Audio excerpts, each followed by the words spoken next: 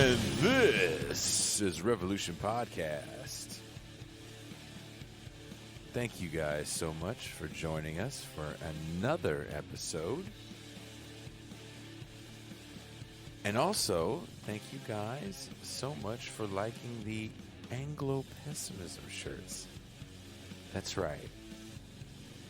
We actually made the Anglo-pessimism shirts.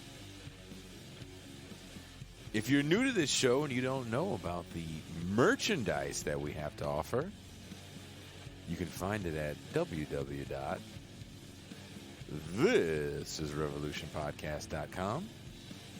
We have some new designs. We have the Malcolm X design. I kind of dig that. I think I want to get one. You show me a capitalist, I'll show you a bloodsucker. But Anglo-pessimism is the winner right now. So we are working on the Pascal Robert as Dr. Manhattan shirt. We have the image that we use sometimes for the Mau Mau Hour backdrop, excuse me. So if you watch the show, then you know what I'm talking about. But we cover up the bing bong, the ding dang, the bingle wingle. We cover it up. If you watch The Watchmen, they let it hang. Ding-a-lang hangs, but not our animated Pascal, because this show is classy. This is our episode with a very important member of the Platypus Society, Chris Cutrone.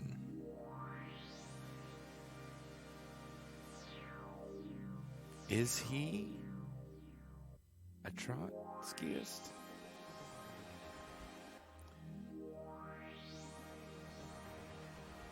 And every time I think about that, I think of, remember once, I can't remember who was on the show, Pascal yelled out, he's a trot!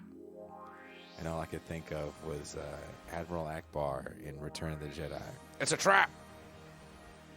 So I'm going to ask again for this. Sometimes people make these images, and I do put them up as the backdrops for the show, if you watch the show.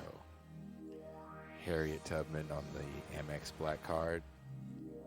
That was a one-time thing. Can't do that again. Literally threw that image away after we did the show.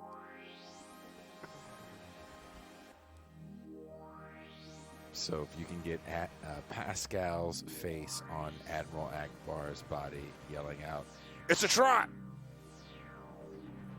DM me on Twitter, Facebook, whatever. I will definitely make that the backdrop. If you want to watch the show, it's youtube.com/thisisrevolutionpodcast. Chris Cutrone had sent us a piece that he wrote. It's about his life, how he became a leftist, and kind of his maturation through leftism and also the left itself. Chris and Pascal are around the same age. I think Pascal's only got about a few years.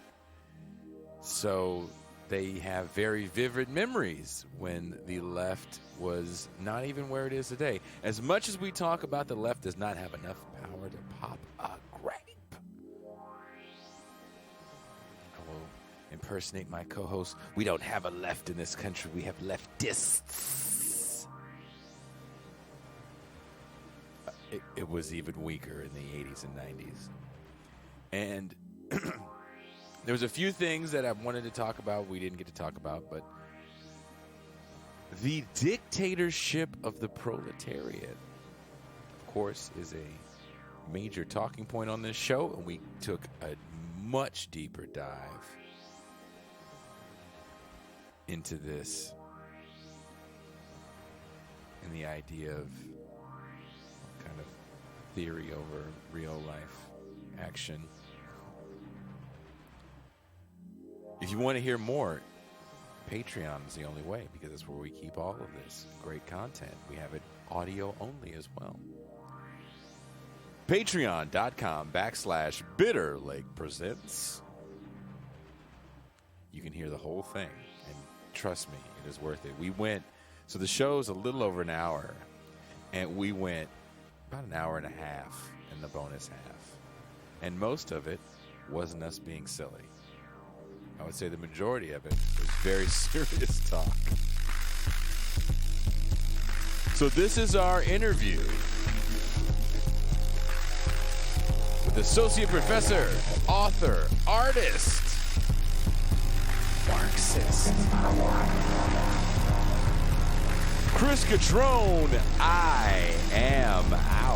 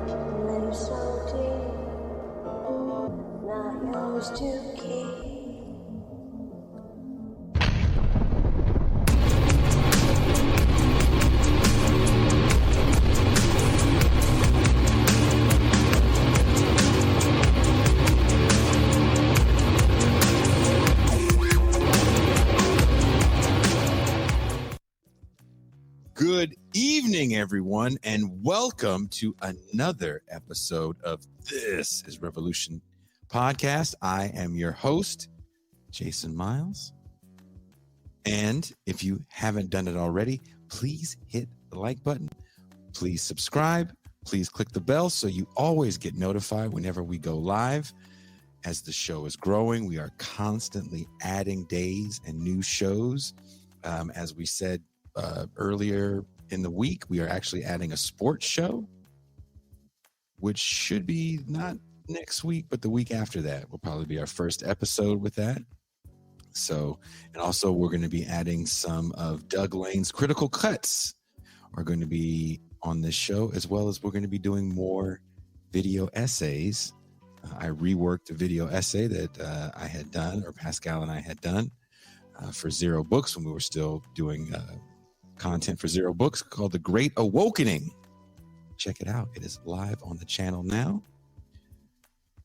Without any further ado, let me bring in the author of that Great Awakening piece. He is my homie, my dog. He is the man of the Mau Mau Hour. He is the Pascal Robert. Give it up.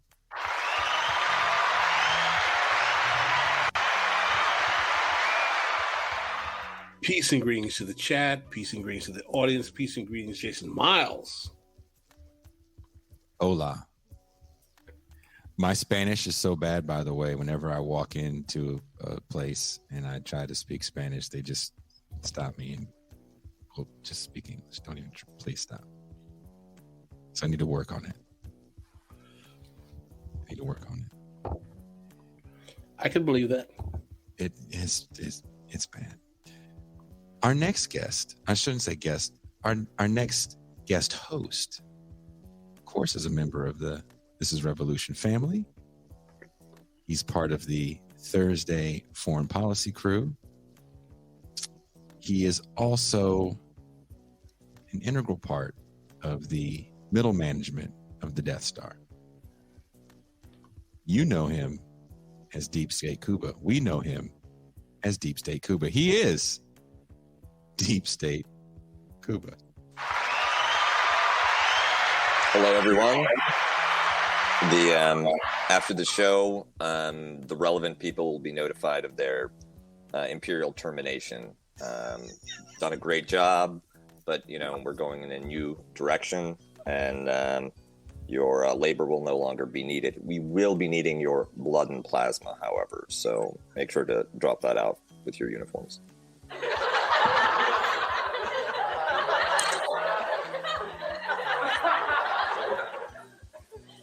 Happy holidays also.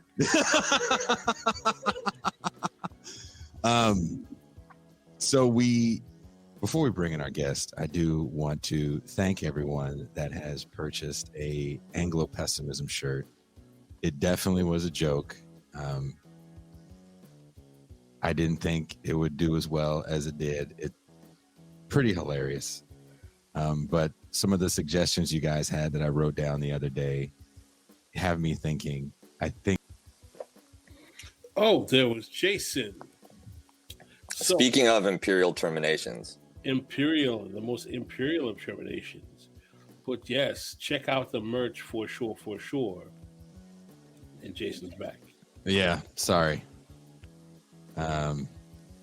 Kuba, stop doing that. Here I am trying to help you out, and then you're like, nope, I don't want a shirt. right here. No, I'm just sore that they wouldn't take my order because they claim that the address doesn't exist just because it's in no public record and doesn't appear on any map. There you go. And we're also working on a Pascal Robert Mau Mau shirt. We're going to go, the voting has come in. They want to see blue Dr. Manhattan, buff shirtless Pascal, showing everything but the blue weenie. And yeah, it's comics, don't worry about it, but blue weenie. You would have a blue weenie. Sorry. I don't write comics. Way TMI. You blue weenie. I mean, is it? No.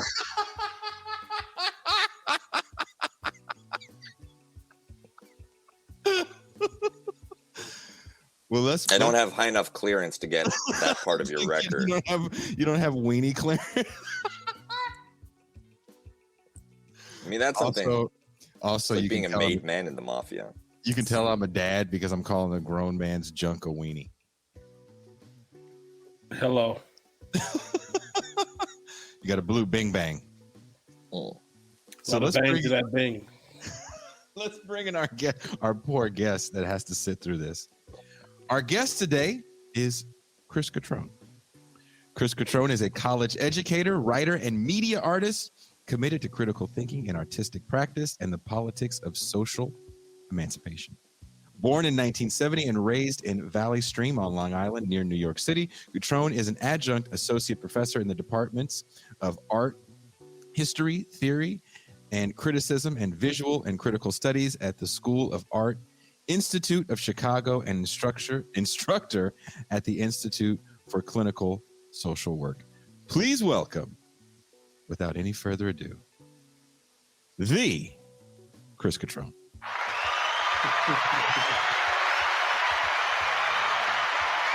Hi guys. Chris, how are you? Good. How's it going? Pretty good. Sorry you had to sit through so much childish banter, but it loosens up the mood, and it's fun to, make fun of a grown man's junk. But you sent us a piece that actually just went up, I think yesterday, in the Platypus Review. And it's about your life and you becoming a leftist. You're from Long Island, and in your piece, you say you got radicalized in Marxism in your high school years reading the Communist Manifesto. What was the political climate like in your area in Long Island at this time, which is, mid 80s?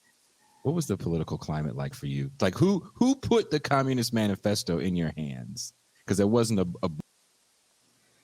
Well, yeah. But Right. we got to the end of the question. Yeah. We would like you to name names. Please provide contact information if at all possible. Right. So it's the Reagan era. And, a couple of things really very early in adolescence. I dressed as a World War I soldier for Halloween. And a friend of my mother's asked me, "Are you about to be deployed to Grenada?" And I said, "What the hell are you talking about?" And the U.S. was invading Grenada.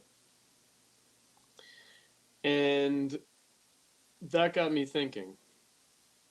It wasn't long after that I read the Communist Manifesto, and who put it in my hand? It's a little bit fuzzy, but I think it was my friend's older sister who was responsible for exposing us to a lot of stuff, including new wave music and literature, Kafka, Camus, but Marx and Engels' Communist Manifesto. Well, what's really interesting, Chris, is that you and I are contemporaries in age, although I might be a little bit older. And I'm also from New York. I'm from Queens. And what's really fascinating about your trajectory into left politics coming through your exposure to the Communist Manifesto is that it reckons me back to my youth growing up as a teenager and a young adult in the Reagan era, and how much I think that when we look at today's contemporary politics, people are really unaware of how a very much of a right-wing consensus dominated the social, political, and just overall climate of American society, to the point where the notion of opposition was kind of almost futile. And I think that we it was almost a period of I wouldn't say non-politics, but almost post-politics in some ways, in terms of where America was. So what fascinates me is that how exactly did you find any kind of space to develop the politics and consistent dedication to a left, particularly Marxian critique of capitalism, going from the 80s and 90s in a period of time that really was focused on the end of history kind of discourse, that there was no other option besides what we, as the book, Mark Fisher's book, capitalist realism? Yeah, so, it wasn't quite that yet when I was first coming to consciousness. And I was a little precocious, I guess. So it wasn't, quite the fall of the Soviet Union yet. So me and my friends, we were a little bit punk, a little bit, rebellious. We wouldn't stand for the Pledge of Allegiance or for the national anthem. And, one of our conservative history teachers said, even the Soviet ambassador stands for the national anthem. And I said, yeah, that's his problem. You wouldn't stand, but did you take a knee? No, that wasn't a thing yet. And anyway, that would have been a gesture of respect that we were not interested in performing. Right? So, I don't know, counter-identification with, the conservatism of the time. I was definitely like an anti-Reagan person. Like, I hated Reagan. I hated everything he stood for. I hated the family, friends' families, everybody, right? I mean, it's a kind of it's a weird moment, Pascal. So basically, I also remembered the 70s, right? As why? And so I remembered the misery. My father was unemployed for a while in the recession of the 70s. Definitely took a toll. We got the government cheese. We got the food stamps. We got the government aid. And there was just this sense, very post-60s also. So I had that sense as well. Vietnam wasn't that long ago. And it was, even though there was a kind of conservatism, it was sort of unsettled, and so I knew that there was something wrong. I knew that there was something going on. And I think when I read the manifesto, things crystallized for me. And in ways that maybe parts of it resonated with me that are not typical, right? So I remember being really moved by the critique of reactionary socialism, by the idea that we're going to go back to a better time, try to undo capitalism, that kind of thing. I don't know. It was just an interesting moment of counter-identification with the Cold War conservatism, Reagan, like the second Cold War. And I remember, like, I would see on the news footage of these helicopters, Soviet helicopters in Afghanistan, and Soviet helicopters in Nicaragua fighting the Contras. And I was like, okay, there's a conflict going on. How do I feel about that? Which side am I on? And I felt like I was on the other side. Well, it's really fascinating that you said that, right? Because I some of your narrative here I can identify with, because as someone who was growing up at the same period of time, also remembering the 70s, and also, going to Catholic high schools in New York City at that time, I had family members who lived in the Soviet Union at the time. As a matter of fact, one of the things I mentioned on the show is that I have two uncles who left Haiti. My parents are originally from Haiti to go study in the Soviet Union in the late 60s, early 70s. So that kind of sense of I don't understand why people have a problem with the Soviets. They're not bad people kind of thing was also something that was very much a part of my worldview during the Reagan era as well. But I'm going to pivot to Kuba here because I'm sure Kuba has some questions he wants to jump in on. It's also.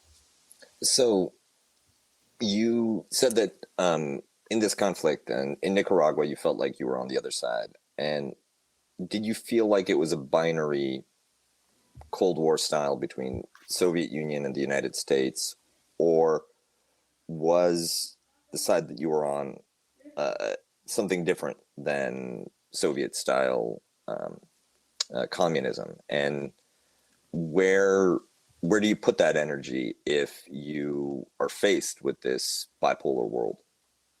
Right. No, I mean, I think that I understood that maybe I didn't fit on either side, maybe. But I also was kind of glad that there was another side. It was a very primitive, I'm talking about being a young adolescent, 13, 14, 15 years old. And kind of an inchoate sense. And I eventually challenged my own thinking along those lines. In other words, once I encountered the left, then I had to deal with the left's like anti-Reaganism and Reagan's a fascist and this kind of thing. And I thought, well, that's not quite right either, right? Because on the one hand, I hated the conservatism, I hated the Reaganite Cold War.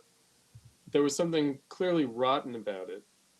But on the other hand, I felt like why people like my family and friends' families would have been conservative, would have like maybe voted for Reagan, was complicated, right? In other words, it was kind of a post-60s dejection, a sense of like disappointment, cynicism, and so it's not exactly that I accepted the bipolarity of the world as it presented itself. But like I said, at first, in a very primitive way, I was just glad that there was another side, that there was like some pushback, But then when I encountered the left, I was like, well, the left is trying to tell me something about my family and my community that is accurate, but not quite right either. Incomplete. Yeah, and so yeah, it's complicated. And of course, later when I went to Hampshire College, because I was a leftist and I wanted to go to a lefty school, then I was like, oh shit, I don't really belong here. This is a school for rich kids. Well, I want to ask you about that. Right. You said in your your time, your the piece is about your thought process and your maturation as a leftist, right? From a young high school age man to a grown man. You say in your piece that you felt predisposed towards respecting Trotsky as a dissident figure. What was it exactly about Trotsky's teachings that connected with a young Chris Cutrone? I hardly knew anything about it. In other words, what I knew was that there was like the original revolution, and then there was some kind of degeneration of the revolution. And that, it's Snowball, Mm-hmm. right? In Animal Farm. Mm-hmm. What does he represent? A kind of idealism, a kind of a tragic figure. I didn't really know much of the details, but I thought, okay, the Soviet Union came from something good, but went wrong somehow. Mm-hmm. But somehow still had something to do with that original. So you see him as more of a tragic figure? At that point, because I hadn't read any. I had read Ernest Mandel's Revolutionary Marxism Today, Mm-hmm. which is a strange book, either from the late 70s, I think, or early 80s, and has a kind of a melancholic tone to it and discusses fairly abstruse Trotskyist points that I just didn't quite understand.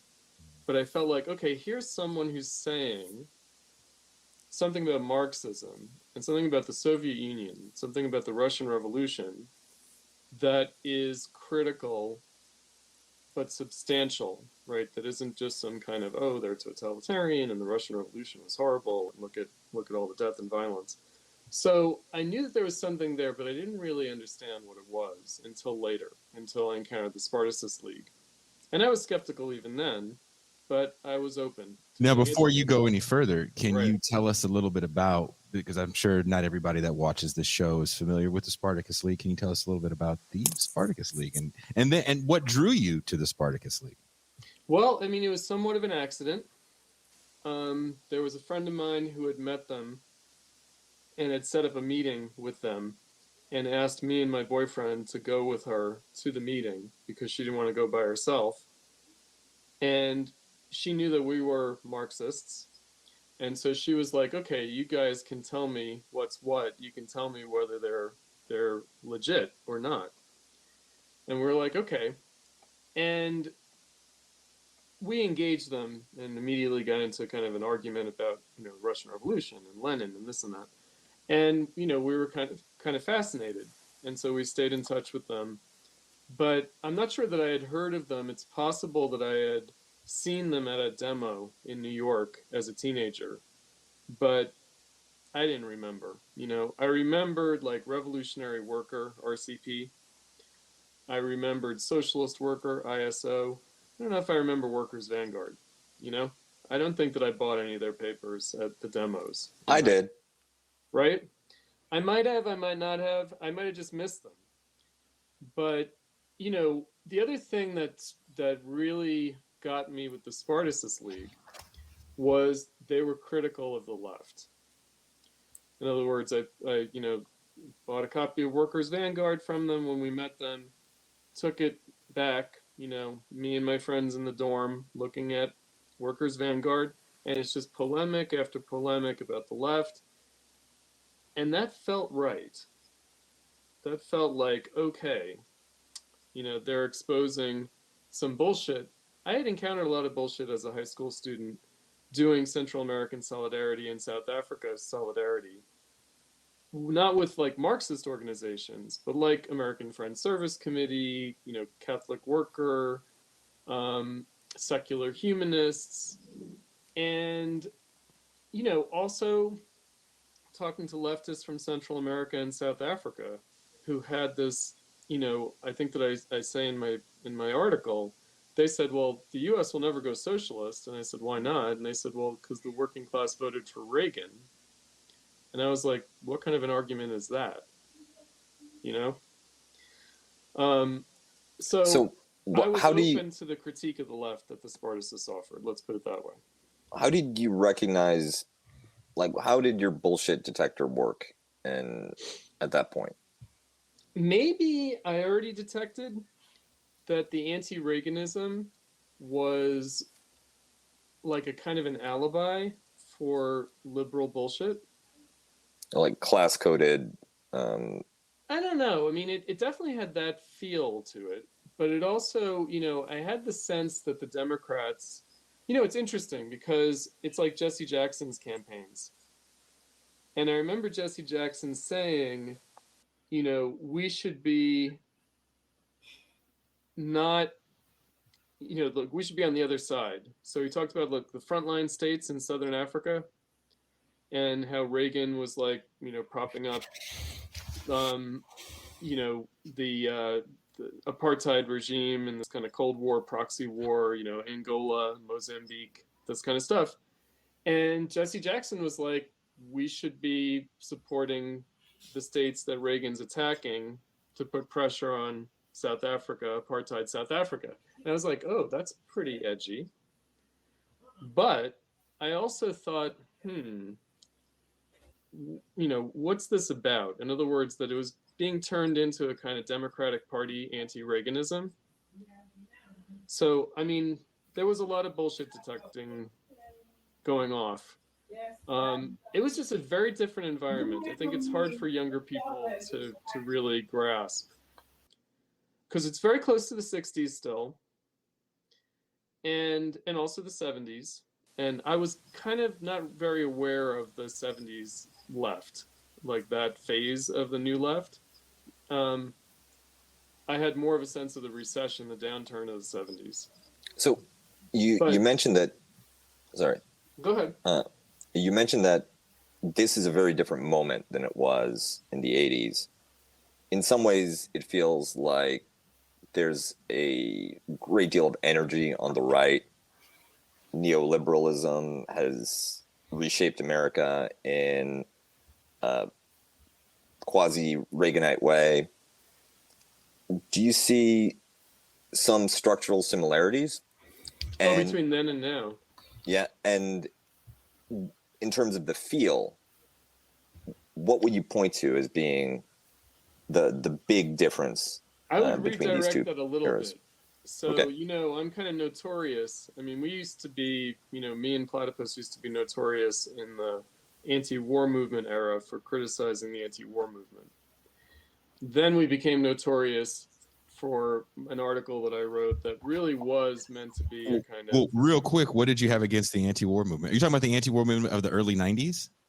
Of the zeros, of the millennial moment, So- right? so Of Iraq on War. Terror. Iraq War, okay. War on Terror, yeah. I mean, kind of from the beginning. I mean, I would say that the Afghanistan War and then the Iraq War, and obviously the anti-war movement with the Afghanistan War was pretty limited, but it was there. It was there. And again, it was like George W. Bush is a fascist. He's launching a Christian crusade, like this kind of thing. And I just thought, well, as if the Democrats would be different if they were in office, right? And also, you know, I thought, well, what about Saddam Hussein, who I remembered from the Gulf War? And I remember the crushing of the uprising after the Gulf War. And, you know, like the Shia uprising, the Kurdish uprising, I remember all that. And I'm like, okay, so you're really going to say that there isn't a problem here, that there isn't like a failed state, that there isn't like Iraq's losing its sovereignty. It's like, you know, has no fly zones. It has U.S. planes patrolling. Like, I felt like this war, you know, was kind of built up for a very long time. You know, Madeleine Albright had said 1 million dead Iraqis due to the sanctions was worth it.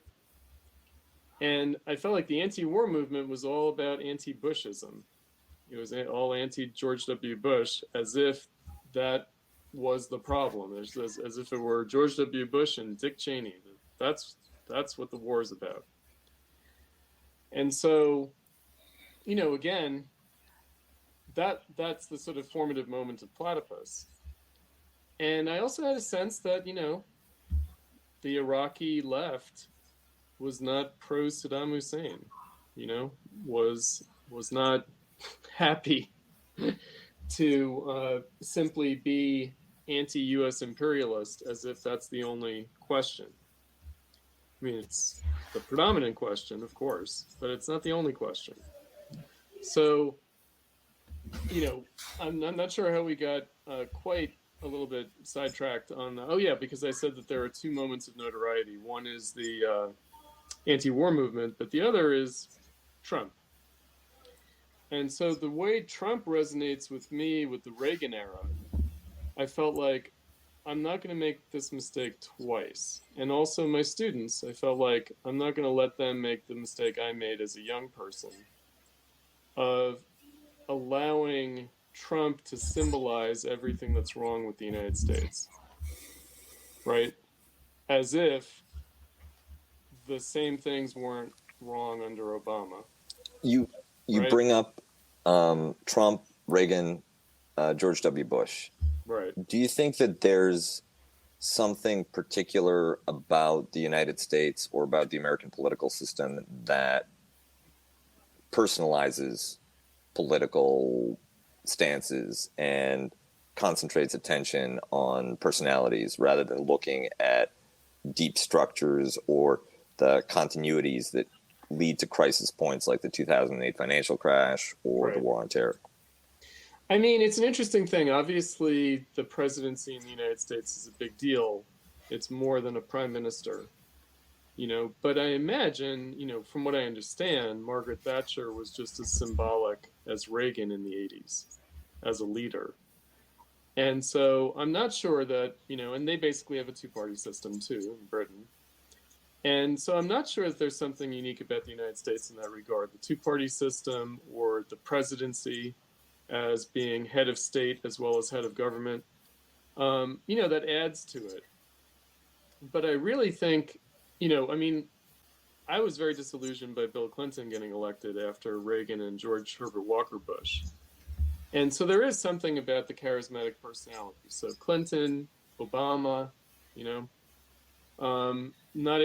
they weren't able to pull it off quite with Hillary or Biden, but, certainly Clinton and Obama as the Democrat presidents during my conscious lifetime as a political person, I guess they traded on a lot of personal charisma.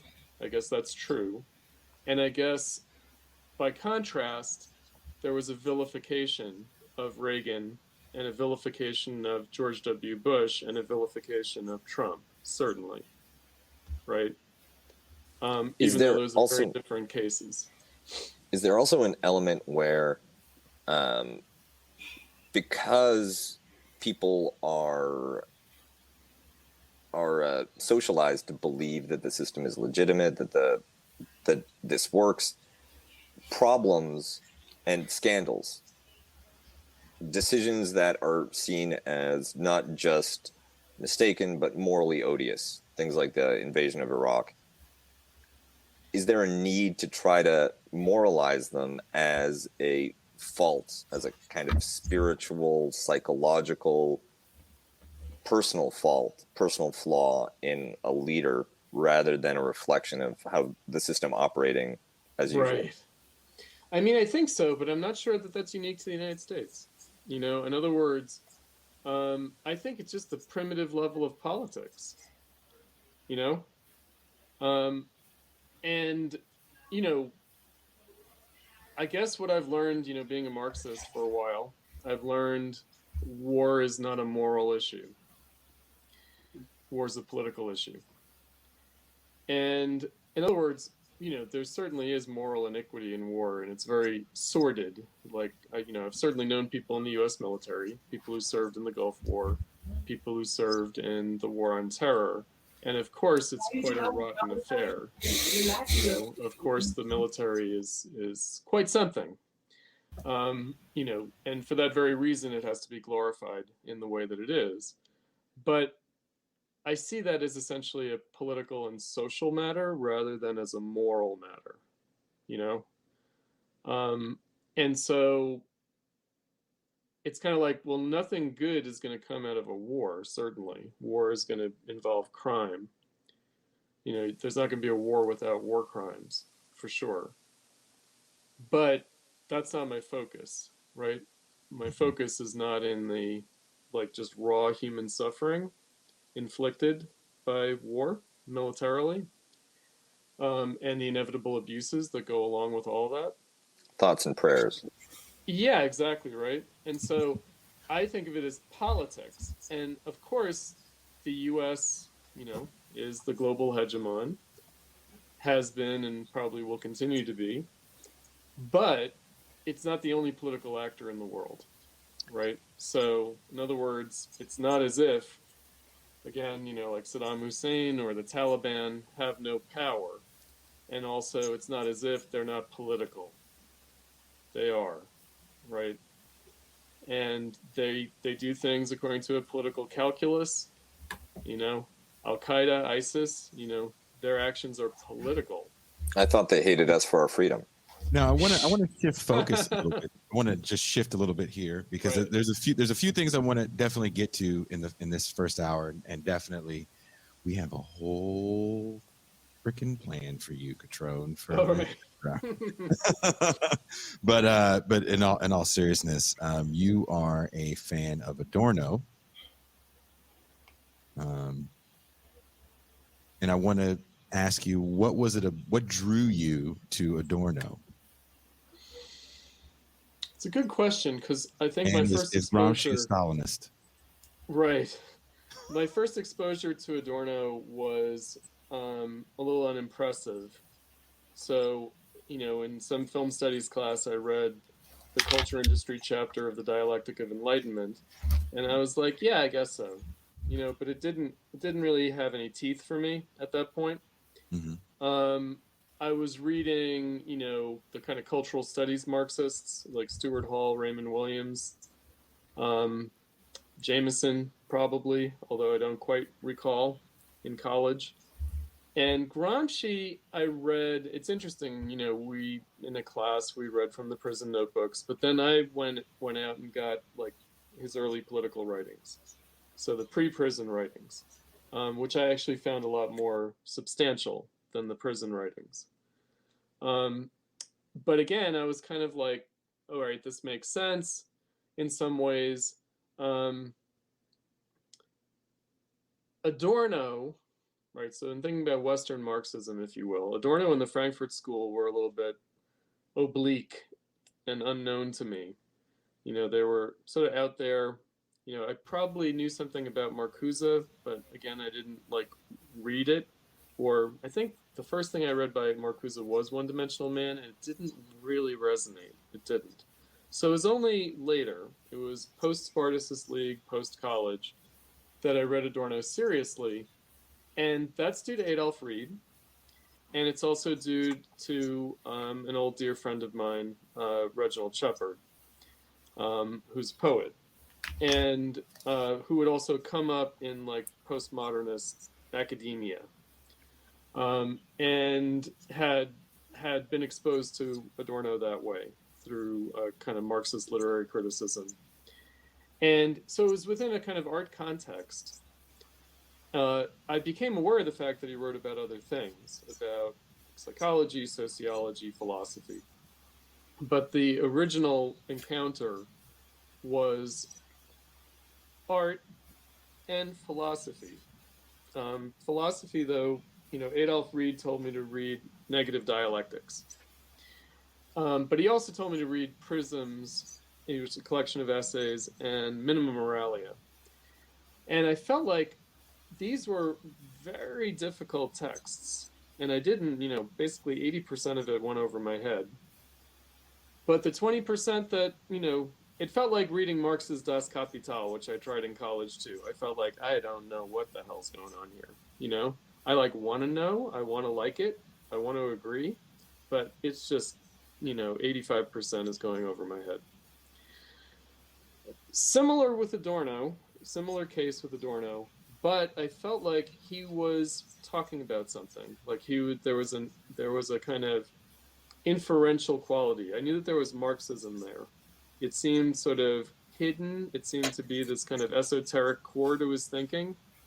And I don't think that I would have been able to read Adorno that way if I hadn't been educated by the Spartacists in Marxism, if I hadn't gotten hardcore Marxism, if I didn't have a sense of, the trajectory of the 20th century, the failure, betrayal of the revolution, this kind of stuff. If I didn't know about Lenin and Rosa Luxemburg and Trotsky, if I didn't have that entry into Marxism, probably Adorno would have meant something very different to me, because I certainly didn't understand his references to philosophy. I didn't have any philosophy background. at that point. But I knew, okay, this is Marxism. That much was clear. And I thought, oh, he's really talking about some interesting issues with regards to Marxism, and I wanted to know more. Right, so that sort of got me on a trajectory of studying Adorno, especially about art. The way he talked about the relationship between art and politics also strongly resonated with me. If I could try to tie things together, we talked about how the left especially personalizes, vilifies particular right-wing leaders, how that's a bit of a smokescreen away from the structural forces that lead to these developments that are highly destructive. Your article talks about the need to re-examine the concept of the dictatorship of the proletariat as a necessary phase. Could you, and with Adorno, with the other theorists, you have your theoretical foundation. What are the structures behind the personalities that need to be challenged, need to be confronted, and how do you change them? All right, good question. So, I was sold on Marx early on. I didn't quite understand the full implications of it.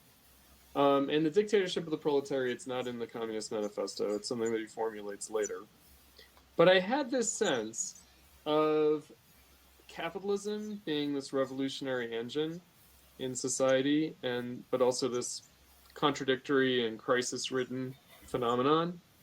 And, I mentioned the critique of reactionary socialism and conservative socialism.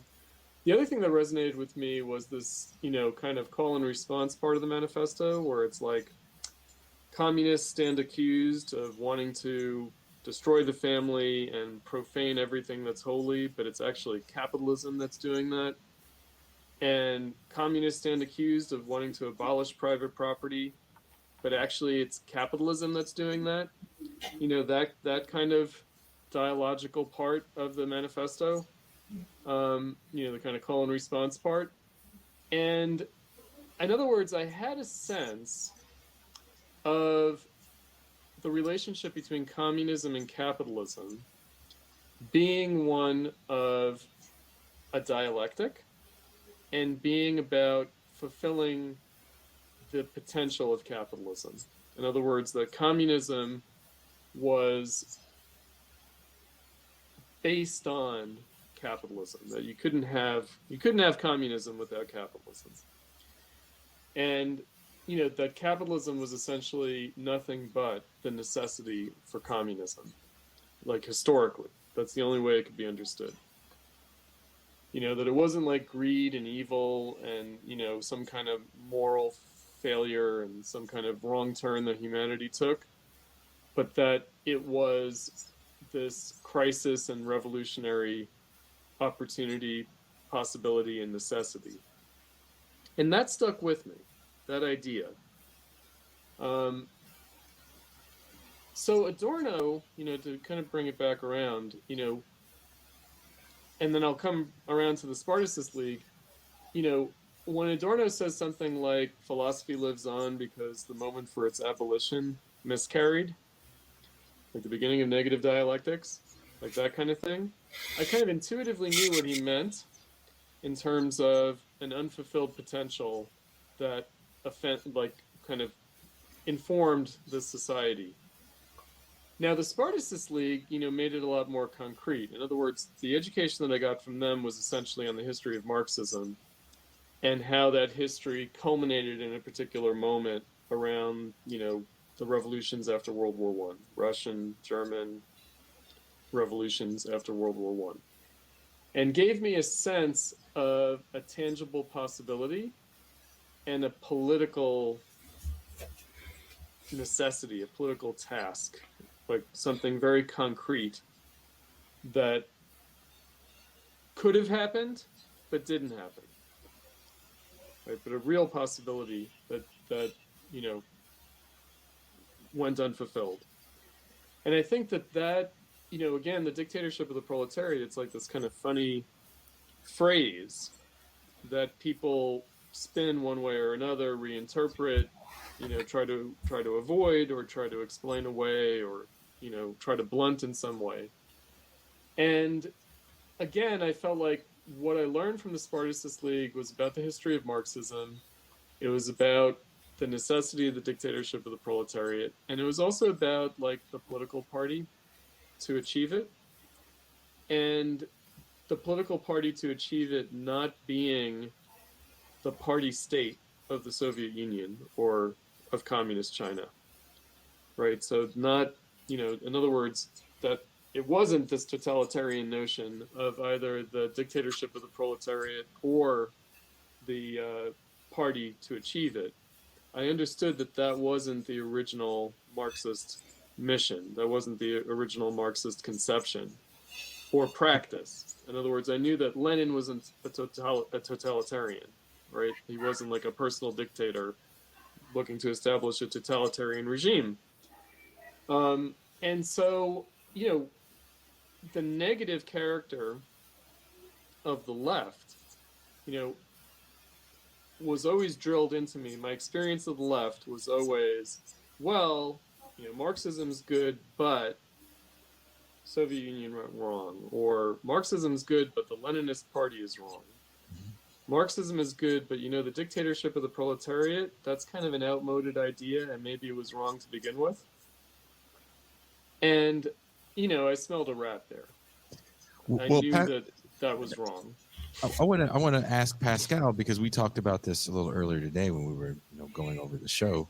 You have your own opinion on the framing of that term, the dictatorship of the proletariat. Would you like to? Yeah, my larger concern I had with the concept of the dictatorship of the proletariat is that it actually makes the capacity of expanding a non-capitalist politics or Marxist politics to someone who is unfamiliar with the language and the rhetoric, and it turns them off, quite frankly. I understand how you can explain it in a way that puts power in the hands of workers and so on and so forth, but I think that it's a term, frankly, that is somewhat yes, I understand it's a Marxist term, but I think it has an anti-Marxist effect. It actually rationalizes some of the worst talking points that those who are enemies of Marx and Marxism use to categorize the whole concept of an intellectual critique of capitalism as some kind of totalitarian oppressive phenomenon. Yep. For sure. I mean, I guess it comes down to this. Who are we trying to convince? Right? In other words, yes, right? Like certainly my fellow students at Hampshire College, right? My graduate students, even the lefty ones at the University of Chicago, yeah, they don't like it, right? They don't like, they're turned off. Again, it's kind of this funny term that immediately, of course, has this negative resonance. I'm not sure that, I don't know that we lead with that in terms of politics. I think theoretically, talking about the left, like I definitely want to, tell Jacobin DSA, yeah, but are you working for the dictatorship of the proletariat? Bhaskar, is that your goal? Is that where we're going here?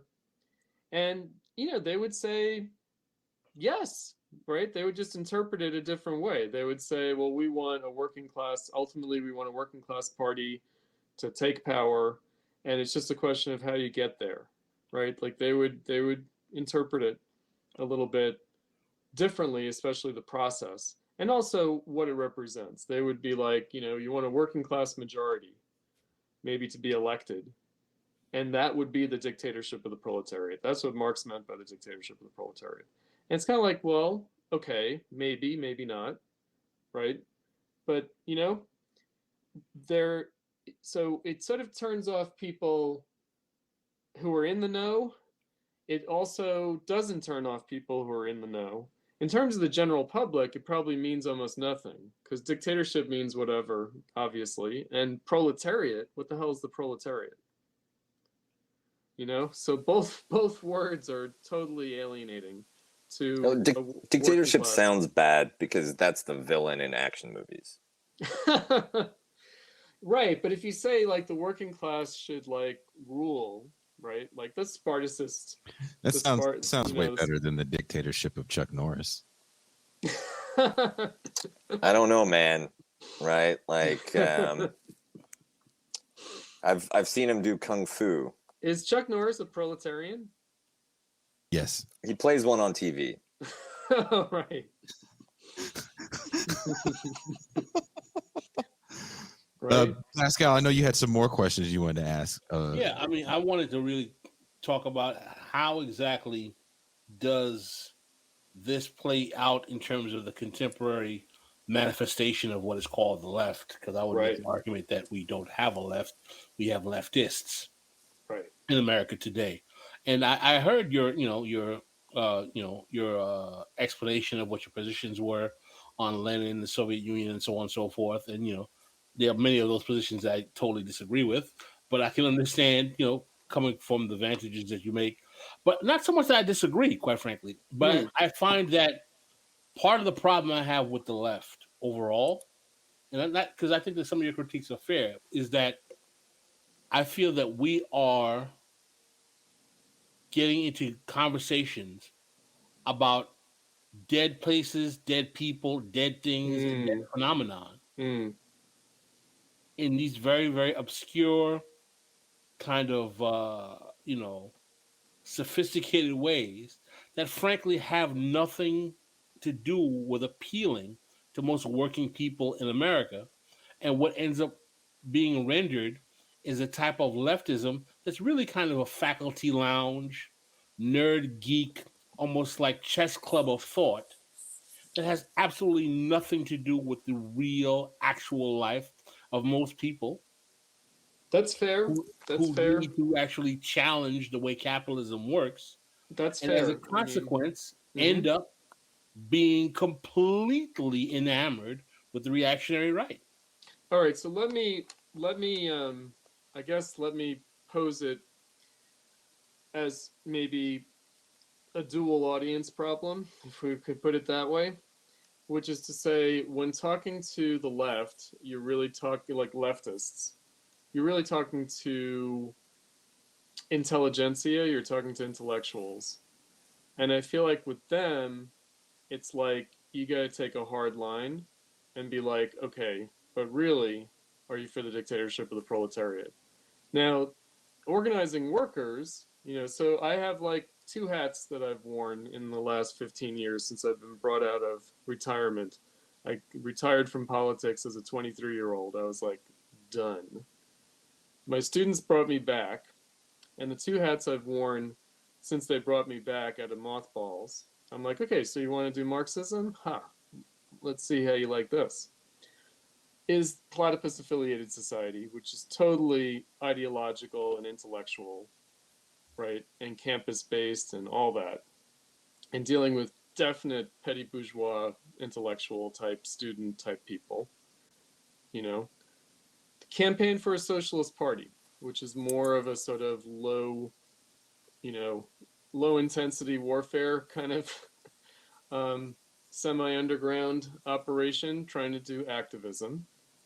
And of course, if you try to organize working class people in a very concrete way, you don't lead in with Marxism, you don't lead in with the dictatorship of the proletariat, because it's pretty much irrelevant.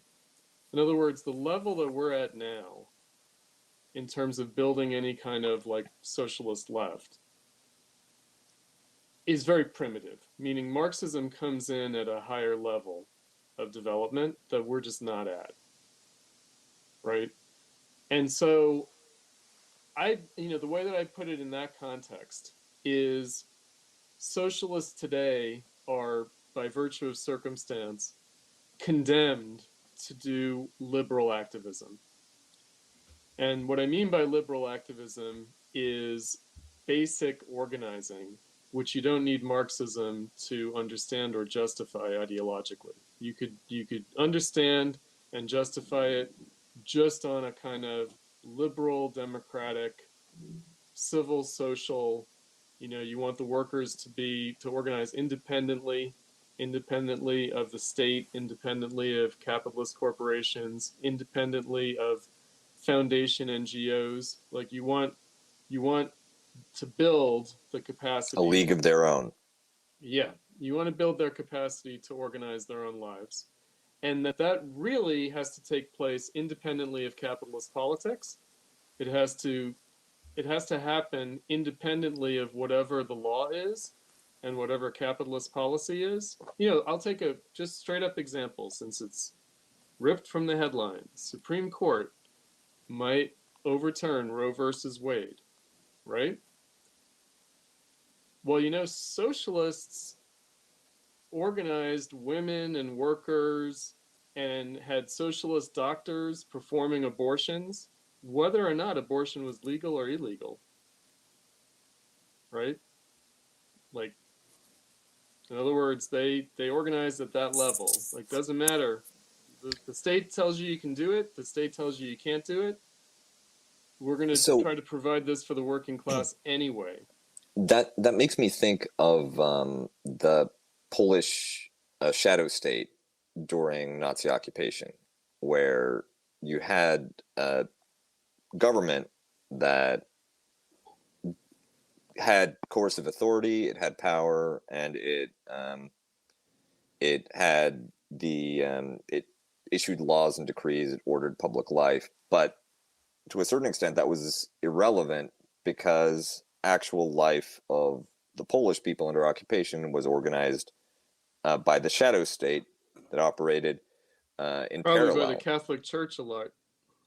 The Catholic Church was part of it, yes, but there were communists, and there was a pro-Soviet mini shadow state, and leftists of non-Soviet stripes were part of the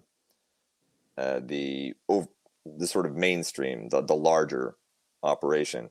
Uh-huh. And like you said, it didn't matter what the diktat came down from Berlin. You recognized it, and you recognized it as a hazard and as a reality, right. That didn't alter your own calculus about what needed to be done and what you could do. Right. An obstacle, not a structure. Absolutely. So, I think that the problem with the left today, to get back to my kind of anti-democratic party mindset, is that I think the left today thinks first we have to elect Democrats, and the Democrats have to pass all these laws and institute this welfare state, and then maybe we can start to struggle for socialism. And I'm like, no, that's totally ass backwards. Right? And essentially, the program of socialists is the same whether you're living in a liberal democracy, a dictatorship, a fascist regime. Does not matter, right? The essential task is the same, which is to organize the working class to act independently. That's the task. That's the same. And there are better and worse conditions for that, of course. You have to take advantage of whatever conditions obtain. But it's not as if, and so let's think about it, right? Like the Trump era. It's like fight the right, stop fascism, get rid of Trump as a precondition. It's like, no, that's not a precondition. Right? And so that turns into, well, socialists are just going to be the most militant Democratic Party types. They're just going to be the people who insist on the most seemingly left policies on the part of the Democrats and are essentially working towards that end. Right? That's like I was saying earlier, this is the primitive character of where we're at. I feel you on that point, and you kind of touch on that in your writing, and I definitely want to get on that in the bonus half. So we're coming to the end of the hour. This was a great conversation. This is a big teaser.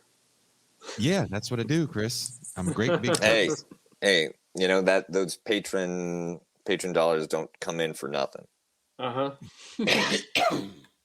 So we're going to get into that. There's actually some more questions we want to ask you. Join us in the champagne room. That's why it's called the after hours. It's like once the show's over, there's the velvet rope is up, and then there's the after party and the after party. This is the after party where you do all the crazy talking and you tell all the stories that you could never say, not behind a wall. Mm-hmm.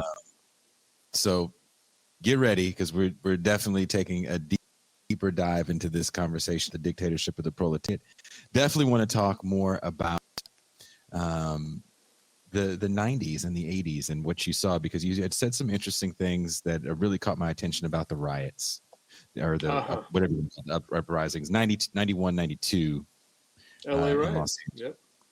And so I definitely want to talk about that. So maybe we should call it the Champagne Room. And we're having this chat conversation about the wonderfulness of Denny's and how much I miss it being here in Mexico. So I think we should do a Denny's This is Revolution tour, where we go to different Denny's and we get a big table, separate checks. I remember when we were supposed to boycott Denny's. Well, because they wouldn't serve black people. Denny's? Yeah, it's totally fine. I never did boycotts, by the way. It's fine. I was trying to boycott Denny's, and then all the black people I knew worked there, so it was like, okay. Yeah, who are you boycotting? Right. Yeah. And someone says Denny's is trash. It is trash, but it's very delicious at 2 a.m. when nowhere else is open, and you don't live in a cool place like New York where you can get some delicious pizza. Right, Pascal? You people love your pizza. True that. New York has great pizza. Yeah, it's just. I miss it.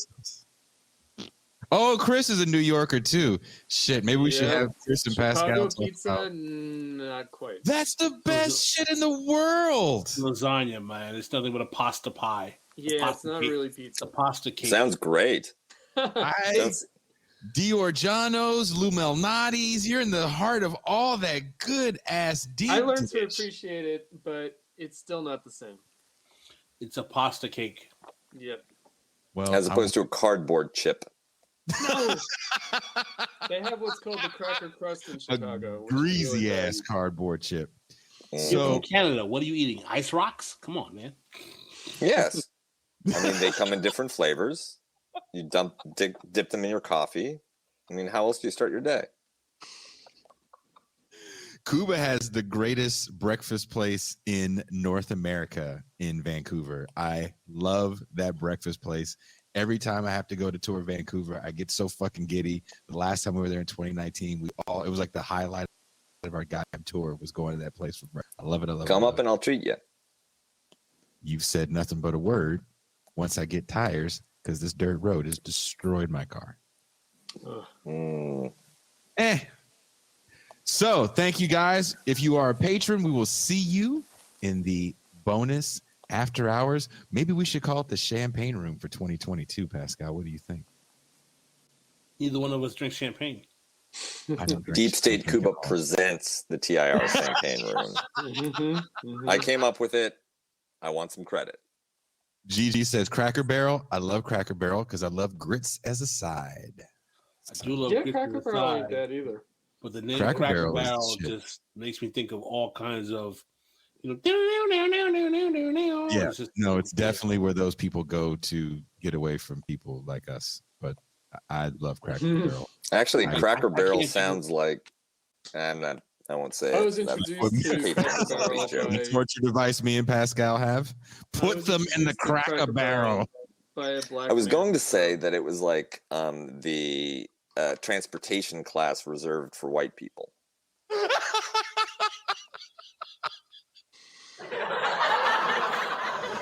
Okay. We're going, Chris, I'm going to send you a new link. Pascal, Kuba, I'm going to send you guys a new link. Everybody else, I'm going to put the link up in Patreon. Just wait. Be patient. Be patient. And we are out.